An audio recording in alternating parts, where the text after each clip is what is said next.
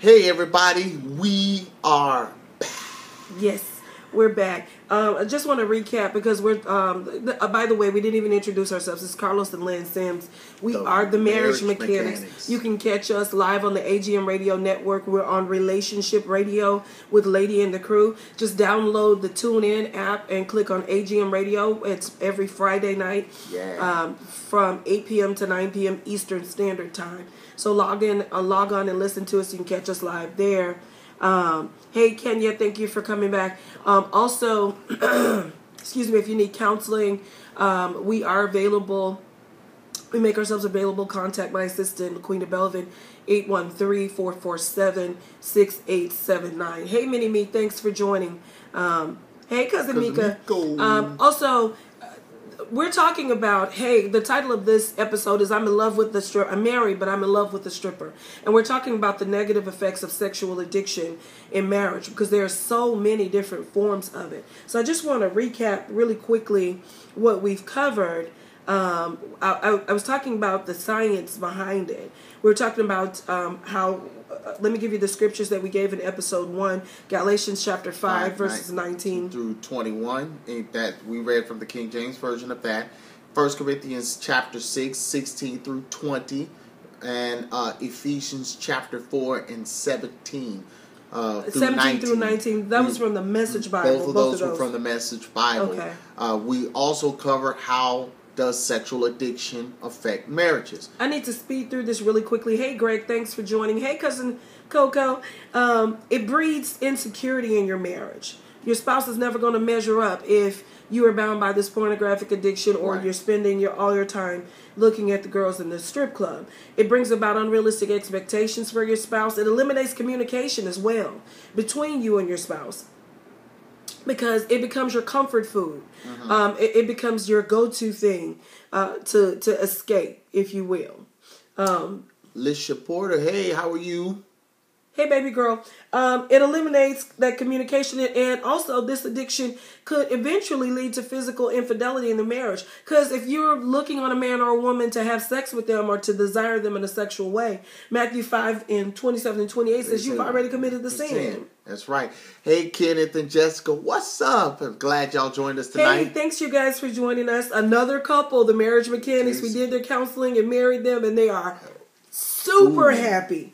We're so proud of you guys. Thanks for joining us. Also, these addictions, and I keep referring to it as an addiction because most women, when their husbands are watching pornographic images or going to strip clubs or masturbating or doing those things, most women don't really understand if they've not been touched with those infirmities. Right. So I'm taking a few moments to just do a little bit of education.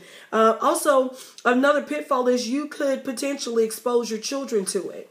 And even if they don't stumble upon the actual porn itself, the manifestation of the spirit through your behavior could also connect with them. And you just don't want to welcome it or invite it into your house. It could ruin your concentration at work or other arenas that are vital for the livelihood of your family. That's because that image is running rampant in your mind. You can't focus. You can't concentrate because you one minute you sitting there, you're talking to a customer on the phone, and the next thing there's a flash. And so also we covered that it increases erratic and compulsive behaviors in the user or the addict, where they start behaving differently. They're easily aggravated and agitated and things of that nature, when before they was cool, calm, and collected. Right. Another thing we discussed, it could have a negative financial impact on the marriage because, again, to feed the addiction, in most cases, you are going to eventually have to spend money. Absolutely. Even if you start out watching porn online and you're not able to get it at your house, then you have to go to the strip club and you have to have bottle service to sit in certain arenas. And again, ladies, remember I told you the guys go to the strip club because they are the man at the strip club. They don't get respected in place else. They get it at the strip club. So that's why you see them making it rain, because they like praise. I want to make sure you know this. God created man in his likeness and his image, and he inhabits. He lives inside the praise. And so those girls at the strip club, they've learned how to praise the men who make it rain on them. And so you've got to get some of this into your spirit, not the sinful components of it, but the biblical principles, and begin to apply them. Another thing that my wife probably probably thought about but probably forgot to mention is sometimes those men go to those strip clubs because he can get something from there sexually that he can't get at home. Oh, absolutely, because all they do is just name your price. Mm-hmm. And that's probably, these wives that we've been counseling recently who, your husband is bound by that and you're frustrated. You've got to ask yourself, because not all of it is him. No. Is there something that he asked you to do sexually that you would not do? And so whether you view it as sin or not, I told my husband when we got married, I said, look, because he said, what do you like? What is it that you don't like? I said, it's irrelevant. I said, whatever it is that you want, whatever you like, whatever you desire, if it's not going to put me outside of the will of God, I am going to do it, and I'm going to learn how to be very good at it. I wanted to make sure that wouldn't be his issue. And so not all women, I'm so frustrated by some of these women that we've been counseling, because not all Christian women are like that. What do you mean you're not going to let me suck your toes, but you're going to get mad because I'm having sex dreams about sucking another woman's toes? I've told you before I married you that sucking toes is a fetish I had. Just because you won't do it, that doesn't mean he loses his desire for it. But it's like what we said in the last show. Sometimes, most of the time, you people don't even discuss that. You people? Okay. Married people. Married people, people aspiring to be married. Y'all don't discuss those things before you get married. No. And so, or even during the marriage. These are things you don't even talk about. Right. And as a result of that, what ends up happening is this man or that woman, because women do the same thing too, they'll go on and feed these fetishes and they feed these things, these addictions and these needs that are in their flesh in secret. And that's where the real damage comes in, when it's done in secret. Well, see, a lot of times the Christian women, they are so rigid because, again, we talk rigid. Frigid and rigid. We talked about this on our last episode. If you haven't seen it, I want you to go back and see it. I think I'm losing my spouse. He's changing or she's changing and I'm scared. You need to watch that, because a lot of times we have unresolved issues, deep-rooted issues that we never got to the bottom of. And so we bring those things into the marriage and our spouses end up suffering. And they think that they can handle it coming in. But over time, it becomes more and more apparent that the thing that they desire, that they need, that's not being met, is not something that they are able to live without. Hey, and so they Deborah Sims. Hey, Deborah Sims, Minister Sims, God bless you. Minister Devon Williams. Big Mama Do-Right, Quattrell Gray. Hey, congratulations, by the way. Congratulations on your engagement. Shout out. I know that we're going to be doing the marriage counseling for this one, and you're going to listen this time. Hallelujah. But that was a little shade, but you know why. I love you, girl. But listen, as my wife was saying, look, these are real things. These are real scenarios. And a lot of times, I remember we were having an issue where I didn't want to do something. Sexually. And my wife and I, we went and talked to our spiritual leader at the time. And he was like, well, no, it was unusual. Her request was an unusual request. He told us to make a list, though. Right. He was open. He didn't shoot me down. He didn't shoot her down. He said, make a list of these things that you can't live without, you feel you can't live without in the marriage. Sexually. Right. And he told him to do the same thing. He had 3 things on his list. I was like, what? And so when she did her list, and one of the things which we had already had a discussion about, she was like, I want that. And it was a weird discussion. It was a weird request. It's not weird. It's just something you had not had experience with. It's something I had not had My experience. sexual preferences are not weird. You were just extremely limited. I'll take that. Hold on. Let me just say this. I want to make sure you see how I reworded that, ladies. You can't say things to make your husband feel like he's weird or he's a pervert or he's nasty because he prefers something that you're not into. Right. But it was something that I was not privy to at the time. Or comfortable with.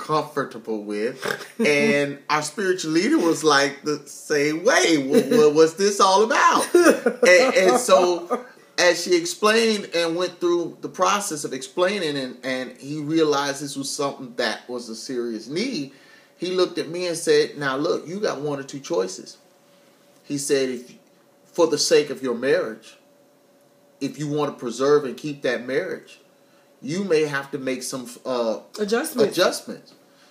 because once you get married, you no longer your own. Your body belongs to her, and vice versa. And so it's one of those things, and I made the decision on that day that I was going to do my level best. And I loved it. And it's not even something I do anymore now. No, but and that's the crazy thing.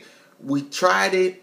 It was great. It was great for her. For me. But it wasn't great for him. It wasn't great for her. And and what happened was, she didn't even ask for it no more. No, because I never told him this, but because he was uncomfortable with it, I said, Lord, I don't want to desire something sexually that my husband doesn't enjoy.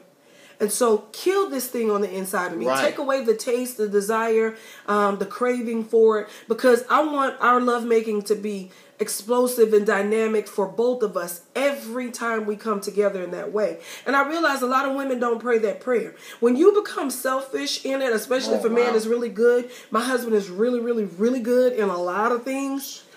Oh my God. And so it's easy. It would have been easy for me to get caught up in just being served and pleased by him.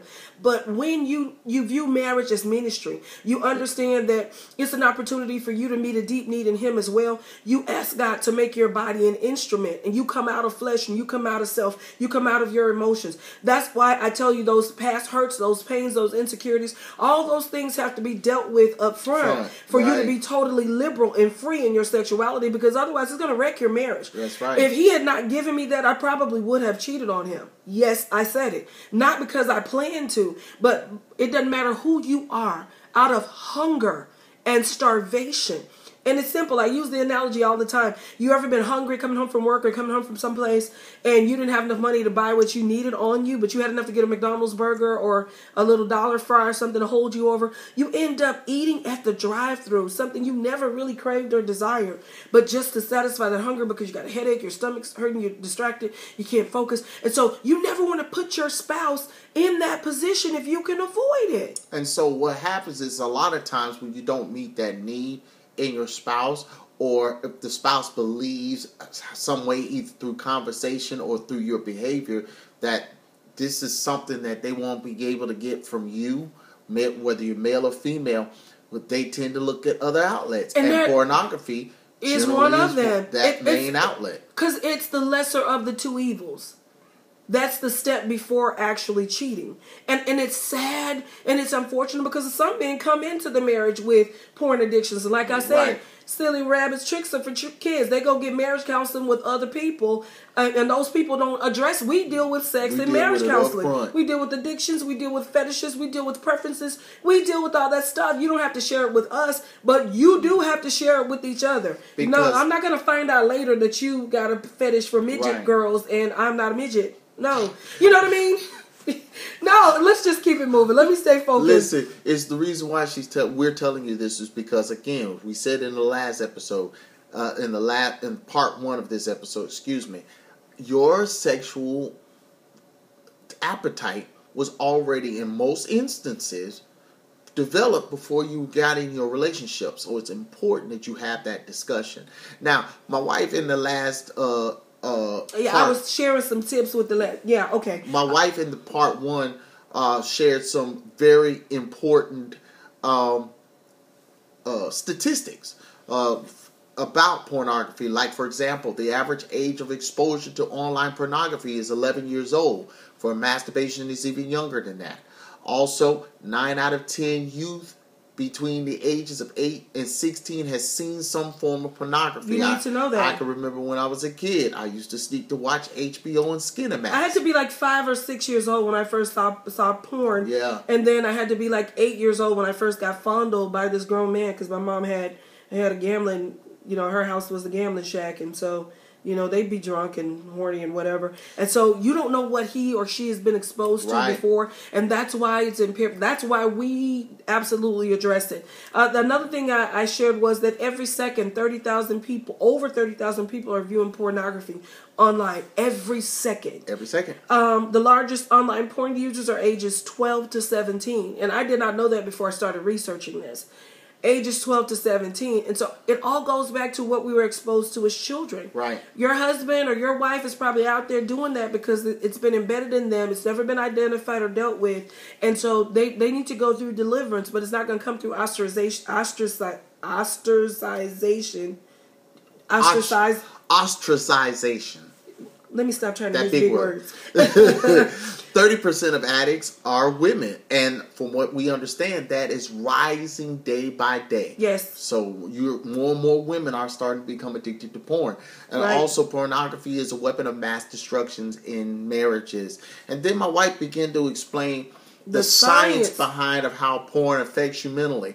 First, it goes in through the eyes, into the iris, and triggers the release of chemicals in your brain. Chemicals like dopamine, serotonin, epinephrine, thank you, and oxytocin. Oxytocin. All of these are generally pain relievers. Okay? They're natural chemicals that your body releases. It was designed to relax you basically after sex, so that you could focus. But what happens is when they go to strip clubs or they watch the porn, then your brain begins to release, and your body releases more of these chemicals in large amounts. And to make a long story short, it overloads. And so instead of it giving you that hit or that high or that quick stimulation that you would get as far as an erection goes, prior to having sex with your spouse, you lose that sensitivity. It's kind of like crack or any other drug. The more you use it, the less sensitive you are to it, so the more it's going to require for you to get that same high. I need you to understand something, ladies. When men are going through this, a lot of times they've not done the research, so they don't understand the process themselves. I'm arming you with the tools you need so you know how to strategically pray, so that you know how to speak faith and deliverance in his ear and comfort him. When my husband was going through his thing with porn, us getting a divorce was not an option. I never mentioned anything of the sort. I began to pray and declare over him who God said he was, and he's doing exactly what I knew he would be doing. It didn't take him a long time to get delivered because I did not receive the enemy's report. I didn't get insecure and go through a whole lot of, what is it that you like about? No, ma'am, I went to war. No, you cannot have my husband enemy. Right. He will not. Now, once you become addicted to porn, because it's usually the only way for you to get aroused sexually. So most of those individuals who have been dealing with porn for an extended amount of time, the wife or the spouse no longer stimulates them sexually. They have to go to the strip club or watch the porno. Okay. And so what happens is, in order for the wife or the spouse to be able to stimulate them, they have to be the fantasy. And see, a lot of times, women, especially these women who marry men that are fresh out of prison, that have had same-sex relations with men in prison and gotten accustomed to that. They've done long sentences, and they don't want to be homosexual. They don't want to live their lives with a man. They did that because they had sexual urges that they didn't know how to control or manage. When they come out, and they want to have sex with you, because lots of married couples have anal sex, and the wife and the husband both enjoy it. But if that's what he's preferring, and that's not what you're into, not only do you pray, but you have these open discussions. And I'm going to let you know right now, 9 times out of 10, he's going to deny it. He's going to say, no, I never did this, I never did that. Well, you were not a booty chaser before you went to prison. Do you know what I mean? Don't ostracize him, and don't say that. Don't say that. But say to him, listen, I'm not going to hold that against you. We're going to get through this. But what I need to know is exactly what I'm working with. Right. I am here for you. I'm team you. We're going to win regardless of what it's going to take out of me. We're going to win. We're going to win. And so, but you got to draw him to a place of transparency. Right. I mentioned that for that purpose. I won't spend a lot of time on that. Over time, the body and the brain begin to demand more intense, extreme, hardcore versions of the porn or the strip club. It's like what I said about crack. It's like what I said about any other drug, alcohol. The more you do it, the more it's going to take for you to feed the need. Right. At this point, your body begins to shut down completely. It cannot function sexually without porn. This is the lowest place you can find yourself in with this addiction. See, listen, a lot of time, this is where we said in the last episode, first part of this episode, this is where erectile dysfunctions can come in. This is where women who are what we call non-arousal low libido women may find themselves in, because they probably looked at porno for so long, so much. Or they have same-sex attractions that they've not discussed. And so a lot of times when you find women who are addicted to porn, it's because they have same-sex attraction. And so that's the only way that they can see another woman naked and get aroused in the way, that secret way that nobody else knows. And so when it's just some big, hairy, naked guy in the bed with you, if you have a desire to be with a guy, hairy, but you have a secret attraction to women... Well, I'm just saying that's how, when you hear lesbian women describe it, my friends that are lesbians that have not been delivered yet, I'm speaking it over all of y'all's lives. I know y'all watch these videos, and I declare and I decree that you are going to be married to a man and not a woman in Jesus' name. Yes, I will marry you to a man. Shabba-bye. Stop asking me to marry you to a woman. It's not going to happen. You tried it. But let me go on back. I digress. So, the girls that suffer with this, they're ashamed and they're embarrassed, just like the men are ashamed and they're embarrassed, and there's no real honesty in the marriage. There's no true freedom. So you come in deceptive. And so when you come in deceptive, you need to be prepared to be deceived. Because whatsoever, the Galatians 6:7, whatsoever a man soweth, that shall he also reap. Don't condemn somebody. I just had a conversation last week. Somebody was basically jumping on me and beating me up for having a conversation with somebody about a heated situation, and they had done the exact same thing with more than one person. And so it's crazy. You've got to be honest. You've got to keep it real and not be in denial. Don't blame him if he's blowing his whole check in the strip club. Check yourself. Find out what you can do to help intervene. Invest the $99 and get a portable pole yourself. They do lessons right over on Hillsborough for $30. I mean, get in touch with your inner stripper and make it do what it do. Become the fantasy. Get a Hey Big Daddy in your spirit, because that's, it's all about living that fantasy. Make him feel as if he's the man. And these women, I don't know why he's going. He's going because he's getting something there that he cannot get from you, or at least he believes he can't get from you. One of the ladies, I'm a woman of God. I'm not going to be on a pole. I said, you're going to be a woman of God praising Jesus by yourself at church on Sunday, because brother is going to gladly go get another Christian woman who is very anointed to swing on that pole. And I'm not trying to be funny. I'm not trying to hurt anybody's feelings. I'm keeping it real, because I know my approach is a little direct, but my man is right here, and he's smiling, showing me teeth, honey. You see what I mean? And so I'm trying to get you to the place, shabba-bye, where you can do the same thing. That's not arrogance. It's confidence. It's assurance. I'm proof that what I'm telling you works. Whatever it is he needs, become that thing for as long. Now, I'm going to be really transparent with this. I had a sexual addiction when my husband and I got married. And he literally used his body as an instrument to gratify and satisfy me until I was delivered from that thing. And when I tell you we had sex 6, 7, 8, 9, 10 times in the same day. It seemed to be insatiable. It was pretty insatiable.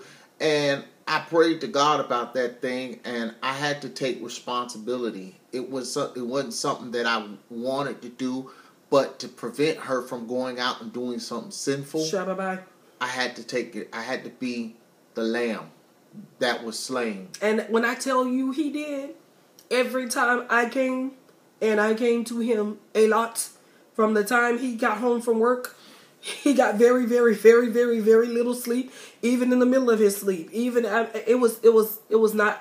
It wasn't healthy. It was great for me. It wasn't healthy. And so, but he loved me enough, and he used to always say to me, and I'd cry afterwards because I felt like I was torturing him. And he said, no, I enjoy making love to you. And he says, I know that this spirit that is ruling in you is not going to always rule. He said, you marry me for the sex, but you're eventually going to fall in love with the man. And I did. And so now when I desire him sexually, it's because I love him and I'm in love with him. It's something totally different, as opposed to an unclean spirit that probably could have been gratified with me humping on a pole. I had so many vibrators and so much other stuff. Gosh, let's try to wrap this up.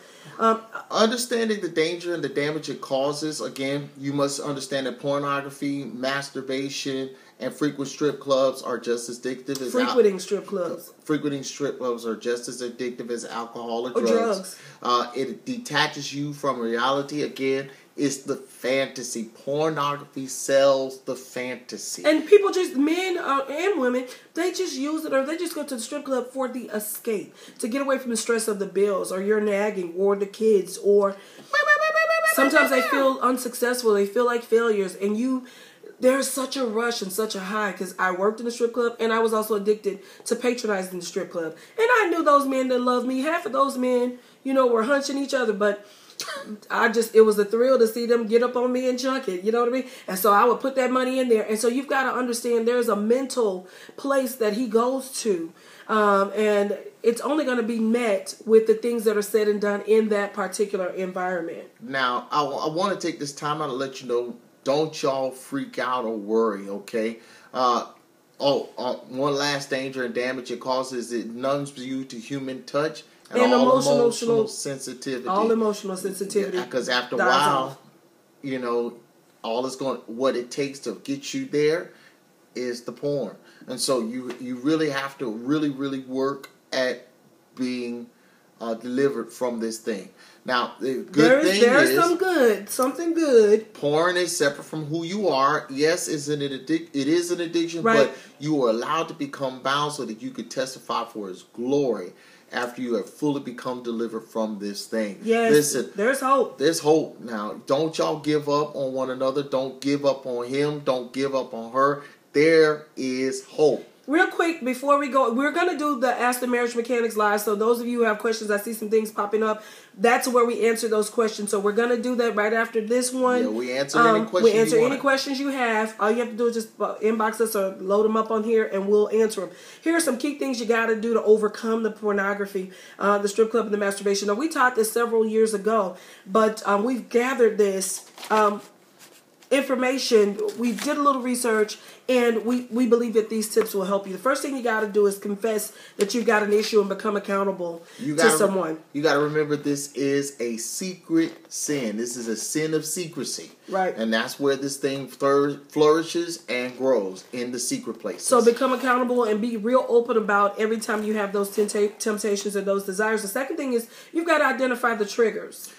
Identifying the triggers means that there are certain things that drive you to that thing. Certain things like stress, argument, certain things like a lack of sex, not having sex for an extended period of time. Just those private moments when your wife and kids are sleeping and you creep and do it then. Yeah. So the number 3 is disrupt that cycle. Whatever time frame or opportunity that you normally have to do this, to watch the porn or to go to the strip club, disrupt the cycle and change your habits. Do something totally different. And whoever you plug into as far as mentorship and accountability can give you some specific suggestions based on your personality and your set of your specific needs. Also, increase the spiritual images, words, sounds that enhances your walk with God as you minimize the things that cater to the addiction. So,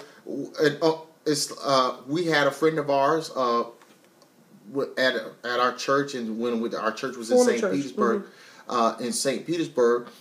She would help us with addicts, those who were addicted to crack and porn. And she said, you have to substitute the addiction with a lesser addiction. Something else that could take its place. And it needs to be healthy and positive. More of the word, more of the worship. Change what you watch on television. Change who you hang with. Number 5, cast down the sinful imaginations and refuse to bite the carrot that the enemy is dangling in front of you. And that's in 2 Corinthians chapter 10, verse 5. Don't you, just for time's sake. Number 6. I need to say this. When that urge comes, speak out of your mouth. No, I refuse. Right. I will not masturbate. I will not go to the strip club. I will not go online and look at porn. I am a man of God or a woman of God. Don't be spiritually deep about it. No. Talk to that thing. Right. Heck no, we ain't doing this. No. And then the last one is develop new habits. Well, we covered that already. And so we're getting ready to log off of this one and go live And so those, it's late. Some of you can go to sleep. But the ones that have questions that we didn't get to answer regarding this or other subjects, it doesn't have to be about this. Jump back on. Give us about 5 to 7 minutes. We'll log right back on for you. So jot your questions down. Hopefully this has been informative. Hopefully it's empowered you in some way. Again, we are the Marriage Mechanics. Like and share these episodes so that other people can be exposed to them, and refer them to be friends with us so that we can reach more people and change more lives and strengthen more marriages. At least that's our prayer and our desire. All right? Be back with us, or if you're not going to be with us on the Ask a Marriage Mechanics part, meet back with us Thursday around 10:30ish, and we will be covering our next topic. No, we're changing that one. It'll be a surprise. We'll let you guys know on Thursday. Shabba-ba-ba-ba. What we'll be talking about. All right, we love you guys, and we'll be right back with you in just a few seconds. In the meantime, keep it #boom explosive in your marriage.